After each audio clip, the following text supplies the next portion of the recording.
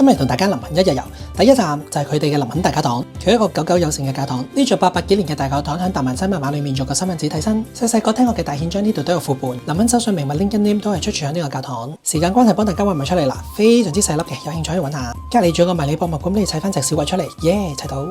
當日去到林肯天氣非常之好，坐過玻璃非常之靚，完全唔使落 filter。之後沿路嘅 Steep Hill 係佢另一景點，有少少似石板街。落晒嘅時候好輕鬆大，但係上山嘅時候佢都 PK。午餐食咗一間叫 Little Korea，不過不失。之後嘅景點有差唔多1000年歷史嘅林肯城堡，由英國第一個君主威廉一世興建。經過咁多世做個監獄同埋法院，隔離有個小小博物館俾你更加了解歷史。上回提及嘅大憲章部分真跡擺咗喺度，不過嚴禁拍攝，記得用肉眼好好欣賞。曾經改建嘅監獄而家開放參觀，有啲似大館。監獄裏面嘅小教堂非常特別，每個竅位獨立間隔，牧師角度有啲驚嚇。林肯政府改建呢度做 Halloween 景點，肯定發。